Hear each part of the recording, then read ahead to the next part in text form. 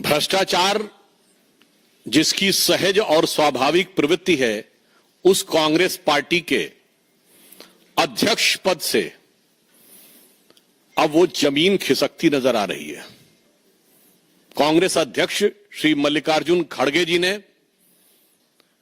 गंभीर रूप से उनके ट्रस्ट और उनके परिवार के द्वारा संचालित ट्रस्ट पर आक्षेप लगने के बाद आवंटित भूमि को लौटाने का जो निर्णय लिया है, ये इससे पूर्व कर्नाटक के मुख्यमंत्री श्री सिद्धारमैया जी ने यही किया था।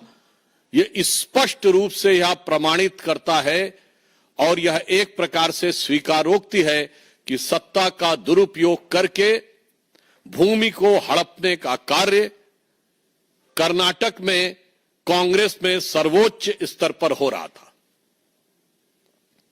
इतना ही नहीं है, मुख्यमंत्री पहले इसमें संलिप्त रह चुके हैं। 2015 में उप मुख्यमंत्री डीके शिवकुमार जी की ऊपर लैंड ग्रैब का केस लग चुका है, जो कि बंगलौर डेवलपमेंट अथॉरिटी के द्वारा 1986 में आवंटित भूमि के समय से चल रहा था।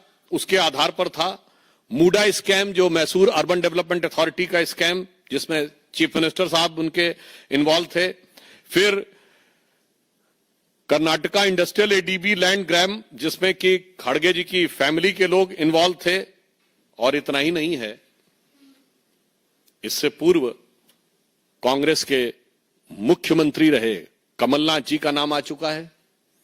तो राजस्थान में मुख्यमंत्री रहे अशोक गहलोत जी का नाम बीकानेर के लैंड स्कैम में आ चुका है।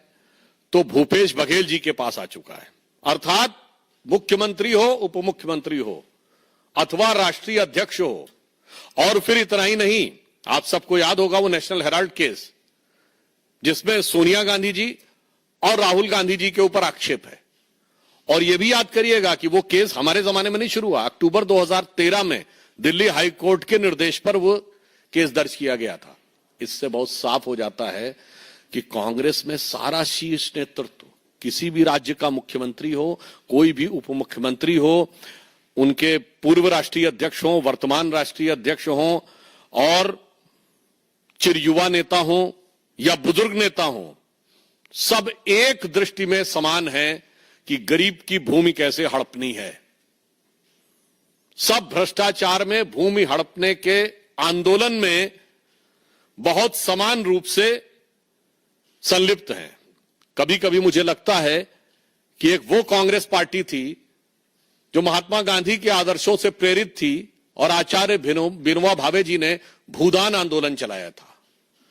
आज राहुल गांधी जी और सोनिया गांधी जी के विचारों से प्रेरित एक कांग्रेस पार्टी है जो भू हड़प आंदोलन चला रही है। तो यह कांग्रेस का नैतिक पतन है, भूदान से लेके भू हड़प तक।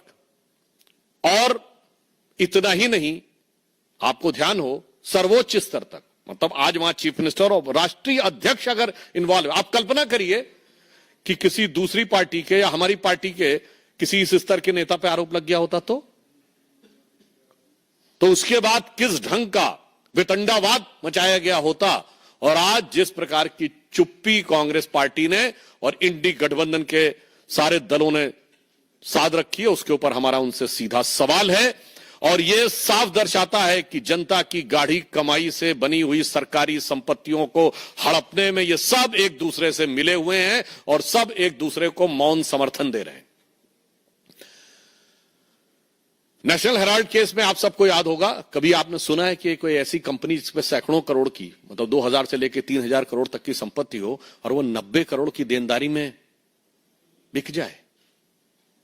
और वो भी जबकि 3 अखबार उसके थे। आप सब पत्रकार हैं, मैं कहना चाहता हूं 3 अखबार, नेशनल हेराल्ड, हिंदी में नवजीवन और उर्दू में कौमी आवाज। 10 साल इनकी सरकार रही, ज्यादा नहीं, केवल 1-1 करोड़ का विज्ञापन देते रहते तीनों अखबारों को, तो 10 साल में कर्जा उतर जाता 90 करोड़ का। राजीव गांधी फाउंडेशन को 150 करोड़ मिल सकते थे, मगर इनके अनुसार स्वतंत्रता आंदोलन का संचालन करने वाले नेशनल हेराल्ड की सोसाइटी